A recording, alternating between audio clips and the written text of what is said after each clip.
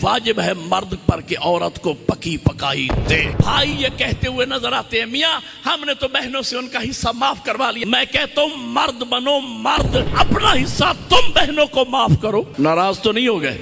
اس عورت کو جو گھر میں آئی ہے بیوی بن کے، اس کو باورچن بنا دیں، دھوبن بنا دیں، گھر کا چوکیدار بنا دیں، بچوں کی آیا بنا دیں، اس میں اسلام کا کوئی قصور نہیں ہے۔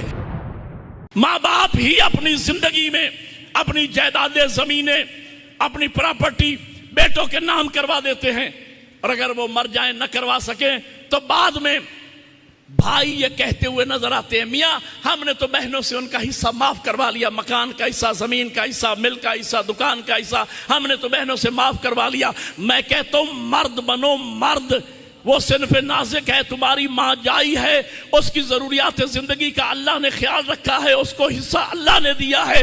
تم مرد بنو، مرد بن کے اپنا حصہ تم بہنوں کو معاف کرو۔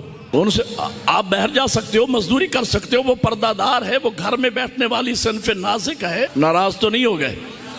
اسلام میں بیٹی ہے، عورت بیٹی ہے تو رحمت، جب عورت بیوی کی منزل پہ آتی ہے، حدیث ہر بیوی اپنے اپنے شوہر کے نصف ایمان میں حصہ دار، اور پھر جب عورت بیوی بن کے آپ کی زندگی میں آتی ہے، اب ہم ہندوستانی فکر کے لوگ ہیں، اب ہماری سوسائٹی، ہمارا معاشرہ اس عورت کو جو گھر میں آئی ہے بیوی بن کے، اس کو باورچن بنا دیں، دھوبن بنا دیں، گھر کا چوکیدار بنا دیں، بچوں کی آیا بنا دیں، اس میں اسلام کا کوئی قصور نہیں ہے۔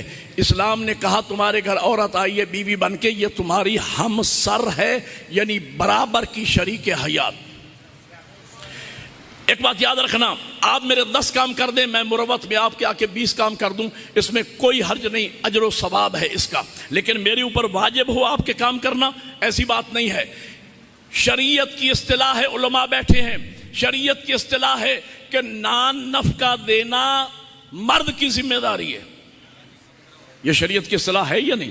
نان نفقہ کی لفظیں ہیں، نان نفقہ کس کی ذمہ داری ہے؟ مرد بنو یار، بولو، مرد کی ذمہ داری ہے۔ تو نان روٹی کو کہتے ہیں یا آٹے کو؟ روٹی کو۔ شریعت مقدسہ میں واجب ہے مرد پر کہ عورت کو پکی پکائی دے، عورت پہ واجب نہیں ہے کہ تمہیں پکا کے کھلائے، تمہارے کپڑے دھوئے، تمہارے گھر کی صفائی کرے، تمہارا باورچی خانہ سنبھالے۔ شریعت یہ کہتی ہے، یہ فقہ جعفریہ ہے، جس امام کی امامت کا اقرار کرتے ہو، اس امام معصوم نے اس کی فقہ میں